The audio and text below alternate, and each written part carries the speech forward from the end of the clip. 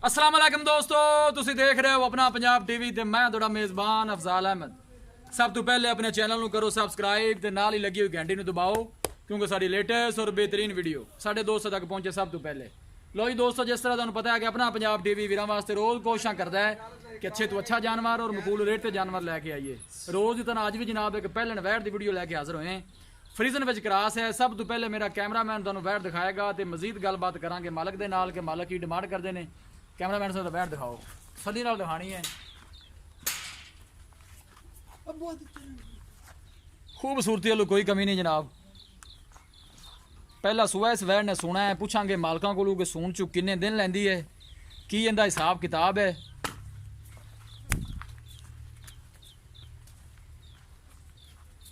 नस्ल जात का शान बड़ा आला है जी।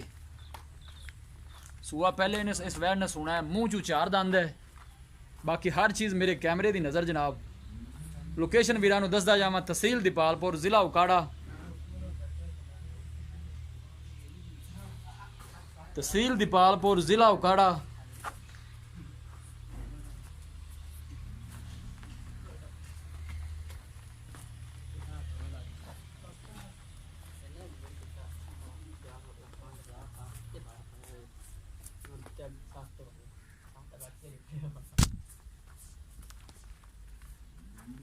दिन लेंदी है वैड़ वाले।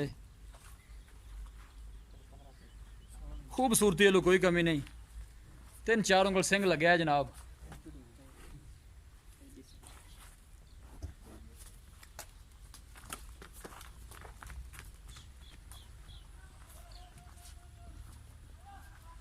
थन माशाल्लाह बड़ा खूबसूरत है, मुठ भर लगे है पूरियां विदलां ते।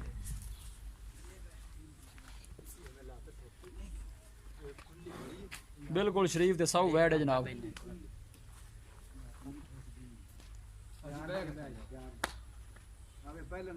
देख सकते हो जनाब, बच्चा हाथ भी ला रहा है, कोई मसला नहीं। पहलन हो के जनाब जानवर इन्ने शरीफ नहीं होंगे।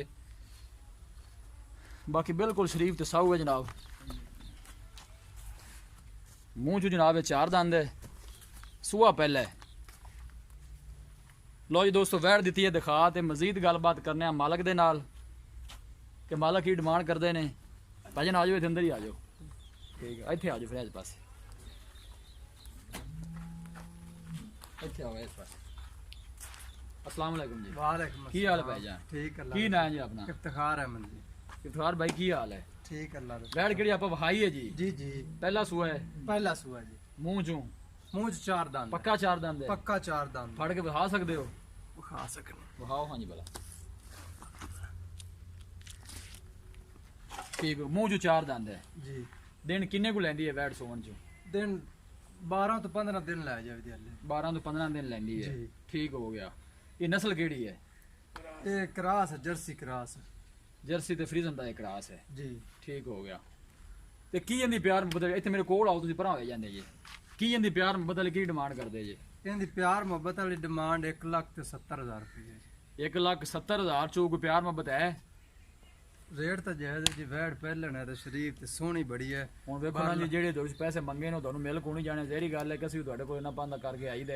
ਫਾਈਨਲ ਜੇ ਪੈਸੇ ਦੱਸੋ ਕਿ ਭਾਈ ਇੰਨੇ ਦੀ ਆਪਾਂ ਦੇ ਦੇਣੀ ਹੈ। 1,65,000 ਦੀ ਫਾਈਨਲ ਦੇ ਦੇ।